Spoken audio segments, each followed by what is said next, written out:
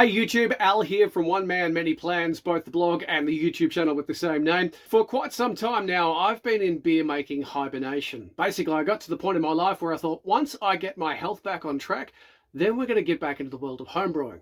Well, 2024, my health is back on track, which means I'm getting back into the world of homebrewing. Before we get started, we better assemble some tools and make sure that we've got everything we're going to need.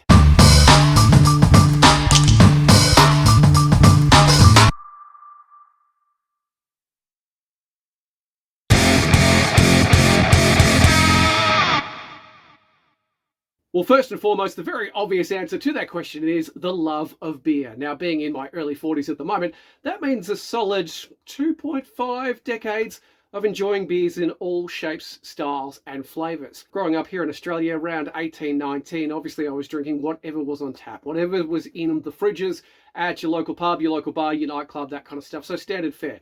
VBs, you had Melbourne Bitter, Crownies.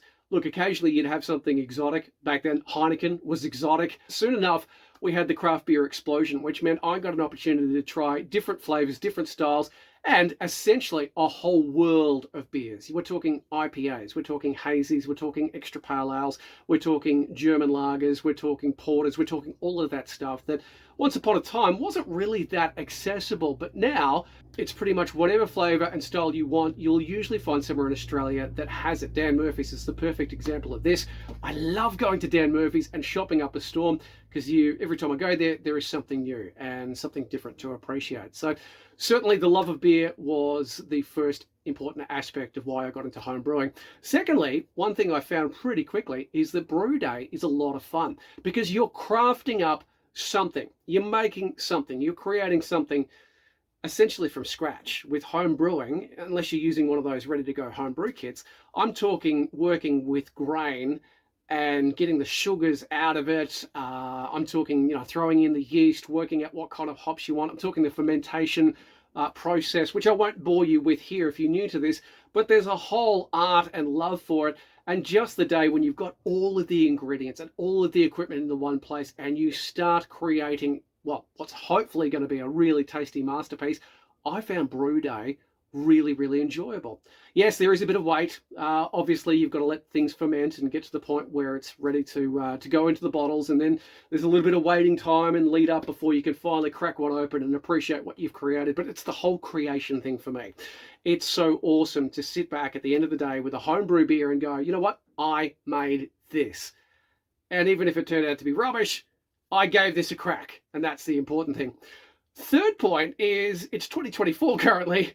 Have you bought yourself a beer at a pub here in Australia in this year? Because if you have, you may know the pain that I experienced, well, it was a couple of months ago. I went to a trivia night with my brother-in-law. Shout out to Trev, one of the most handiest brother-in-laws on the planet. If you've seen my dryer video, I bought a couple of schooners and I didn't get much change from 20 bucks. And I went, wow, price of everything has gone up. Going to the pub and enjoying a beer especially. So suddenly the point of home brewing, to make your own beer far cheaper than what you'd pay for over the tap, over the counter at the pub or any kind of venue, suddenly becomes so much more appealing. So there's the reasons why I'm getting into home brewing.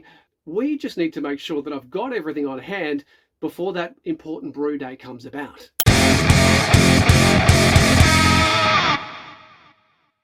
So a few years back when we moved the family operation from Gold Coast, Queensland to here, Albury, New South Wales, Australia, quite a bit of my home brewing kit didn't come down with me. And that was for a couple of reasons. At the time, I had stopped home brewing for a bit because of health concerns. I got to the point where I just couldn't smell anything. No sense of smell whatsoever. And that's half of the fun of brewing a beer and beer appreciation. So I thought, I don't know how long it's going to take before I get back to basics smell-wise. And to save some space and money on this moving truck, I guess half this stuff needs to go. So I actually got rid of a fair few bits and pieces. I donated some, I gave some away, I sold some on Facebook Marketplace. The good thing is I didn't sell everything, which means that in the brew shed at the moment, I've got some basics, and this is what we're going to share with you today. The stuff that I have in my home brewing kit that I'm going to be adding to over the next few months as it pops up, and eventually we're going to do a brew day. First and foremost, one of the greatest books on home brewing ever. Now, funnily enough, this one, The Complete Joy of Home Brewing by the 4th edition. I'm sure it's up to 6th, 7th or 8th edition now, by Charlie Papazian. I'm sorry if I've got your name wrong there, Charlie, but Charlie P created this book. I actually got a copy of this book after my first home brewing experience. And a shout out to Dave, who was a mate of mine up on the Gold Coast, another radio announcer.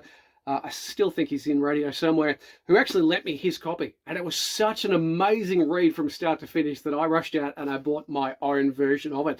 And it literally covers everything from the equipment that you're going to need, the importance of sanitation. There's the fun of brew day.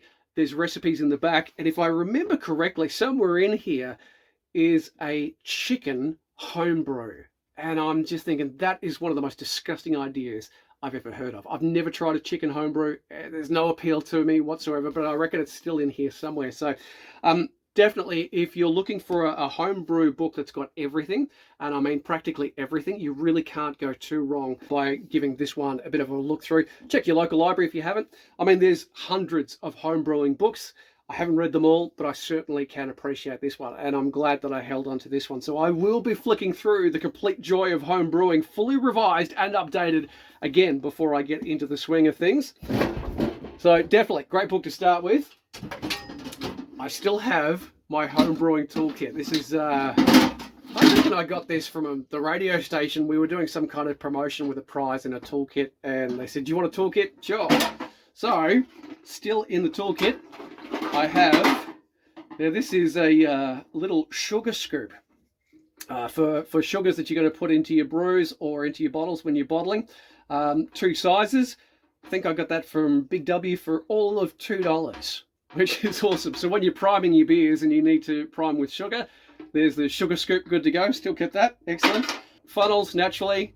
I should have more than one of these. I had some stainless steel funnels that I got from a small batch home brewing kit back in the day. I have no idea where they went, but funnels are cheap and readily available. These were great. Now, these are little jars. They're just herb jars. And I got a couple of them. I was helping a woman that we met through the local primary school where my kids were going. I was helping her move house. She was off from Queensland to WA, and we were helping box some stuff up. We'd become good friends, well, the family had, and she said, oh, look, can you and your wife come around and you help me box up some stuff before I move house? And I said, sure, absolutely. And she was throwing out a lot of stuff, and she said, if you want any of these kinds of things, please just take them, because I can't take everything. So what I got was these little herb jars. Now, I love these things for one purpose in home brewing, and that is storing hops. And I'd actually label them what hops they were, so I knew where they were, what was going on, rather than keeping those little foil packets. So for this one in particular, this is Mosaic hops, and I always made sure I noted what flavors you get from them: berry, fruity, herbal, tropical, citrus, and pine. Fantastic. Love my Mosaic hops, by the way. This one used to have Cascade hops, floral, citrus, spicy, grapefruit. Awesome stuff. And it was actually, funnily enough, one of these little hops containers that led me to discover that my sense of smell had suddenly gone. Because one day, I'm thinking, I can't smell anything. The best indication of this, I popped open the freezer where I keep these, and I went, okay, we're in trouble, because I can't smell a single thing, because hops naturally have some incredible smells. And the fact that I couldn't pick up any notes, that led me to my diagnosis and a long-term discovery of things blocking my sense receptors.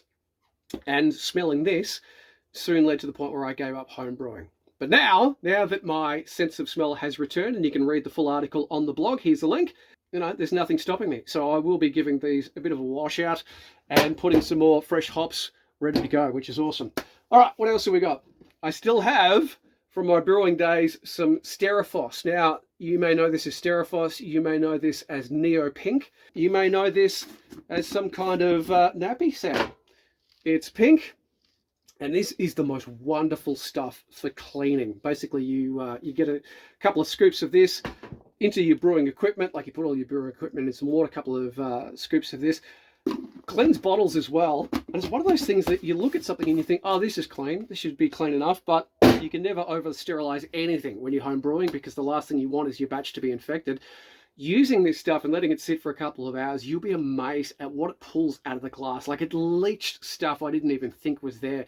What you thought was clean, what you thought was clear, you use some Steriphos and you get this little pond of, or this little cover of stuff, and you go, where did that come from?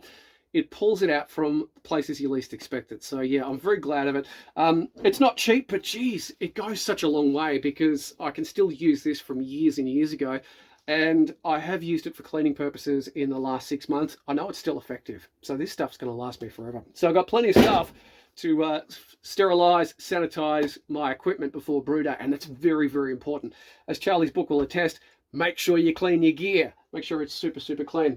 I make small batch brews. So rather than, 30, 40, 50 litres, I don't know what the standard go-to is, I've always made 5 litres. Okay, and I started off with a similar carboy to this from a small batch brewing kit. Came with the carboy, it came with a few different bits and pieces, a few stainless steel funnels and other gear that I still have to find somewhere around. Thank you to my mother-in-law, Di, because she knows how much I've been itching to get back into home brewing. One day she contacted me about a sale that she had in her town. Like there was a local brewery supply store that was selling these for like $12.95 each. 5 litre carboy ready to go. And even better, it's got the flip top lid. And so I have 3 of them in various places around the house. One's got mead inside the house at the moment. One needs a bit of a wash with the Steriphos. This one's a clean one ready to go. I'll still be sterilizing it. But I can have 2 or 3 batches on the go of small batch 5 litres. So that's going to be awesome. So thank you again, Di, for that absolutely bargain. Over in the corner, and this came from the small batch kit from back in the day. I still have my little, I guess you could call them hop bombs. Some people call these hop bombs, I think. But basically a hop strainer. You pop your hop pellets in, close it up. You've got a little hook to hang it on the side of your pot. Whatever you're doing, off you go. And it releases the acids from the hops into your brew for as long as you need it to, whether you're dry hopping or it's part of the brew process. Very handy bit of kit there. Now, once upon a time, I would have a 15-litre pot on the wok burner on my barbecue. I'd be doing brew days outside. And the simple reason for that is because the house that we were renting at the time had an induction cooktop, and the pot that I bought from Kmart for cheap actually had a slightly indented base, which meant it took me a while to work out what was going horribly wrong, why my thing wasn't boiling. It's because the base, the indent wasn't touching the actual induction top. Obviously, it wouldn't have a problem with an electric top or maybe a gas burner. So that's what I started doing. I started to brew my beers on the wok burner on the barbecue, and that worked well for a time, but hey, you need gas for that. So what I've done and what I'm planning to do this time around is I actually bought this late last year. This is, it looks like something out of Ghostbusters. This is an Inkbird sous vide. And it's one of those machines that we have been using in the kitchen here at my house to create the most tasty steaks, like incredible steaks. Once you've tried a sous vide steak, you might never go back to actually cooking steak any other way. But it's a incredible bit of kit. Hooks up to your phone. Yes, it's app driven. You plonk this in the brew on the side, clip it to the side of the pot, you set your timer, you set your temperature, and away you go. And that means it negates the need for a cooking surface, because you can have the pot on the barbecue, but the barbecue not running. You can plug this in, it heats it up to the desired temperature, and it goes for as long as you want it to go. So if you're doing an hour brewing time, you can set it for an hour at 100 degrees. This one only goes up to 99 degrees, but I'm still going to give it a crack and see how it goes. So it should get some pleasing results, but I'm going to be using one of these because I've heard that people have in the past, and it just makes it so much easier than not, taking over the kitchen or going through all the gas in the barbecue just to make my next brew. So I'm really looking forward to seeing how that pans out. Sous vide, I picked it up on Amazon, and I think I picked it up on special for about 75 bucks, which is even better. Like I said, brilliant on steaks. I can't wait to see how it goes with the whole entire brewing experience. And finally, one more bit of kit before I go out and add even more to my home brewing collection. And like I said, I'm so excited by the fact that I'm going to be getting back into this very, very soon. And that's what I actually found at Vinnie's for all of $5. Now, I didn't know what it was at the time when I first saw it. I just saw the stainless steel and went, oh, okay, it looks like a beer thermos. And effectively, that's what it is. This is what they call a growler, although some places, and I believe the place where they made it, actually call it a traveller. It's a 2-litre stainless steel, top quality, it's like a beer flask, which is awesome. So what you do, take the top off and have a look there. There is a gas vent that you can actually put some CO2 on to keep it cold. Now, I thought it was actually the other way around. You take the pressure out of here and it pressurizes your beer. I don't know why I thought that, but I've since investigated, and CO2 goes there to keep it nice and cool. And what happens is you take this to breweries, usually they sell them there, or I suppose if you're part of a brewing club, and you get it filled with 2 litres of beer, which is awesome. 2 litres of chilled beer, which is even better. And the chill holds for a few hours, and you get to appreciate, a fresh drink straight out of the brew tanks at your favourite brewery. Is it good for home brewing? Well, I was kind of wondering how I could use this. I mean, it's only 2 litres. I'm working with 5-litre batches here. I did read an article somewhere, I'll see if I can link it up shortly, that said, no, it's not. But it's good for carrying beer. And so for $5, I can't argue, because now I have my very first growler, my very first traveller, my very first portable beer tank, which is awesome. So when I have tasting days or when I take this stuff around to friends, I know what I'm going to take. And the fact that it was, $5, I couldn't go past it. Bespoke Brewing Company, yeah, thank you to whoever actually donated this to me, because it's mine now and I'm going to be using it and loving it for quite some time. So there you go. A few bits and pieces to go. Obviously, we're going to need a 15-litre pot, but that's not too expensive. We're going to need some ingredients. We're going to get some grain milled. We're going to work out what hops, and of course a recipe too. What style do I want to make? I've made a few in my time, and I'll link a couple that I've made previously through my Beers in My Backyard blog from way back when that have worked really, really well. But yeah, big decisions to make, but at least I've got some of the equipment I need to get the party started.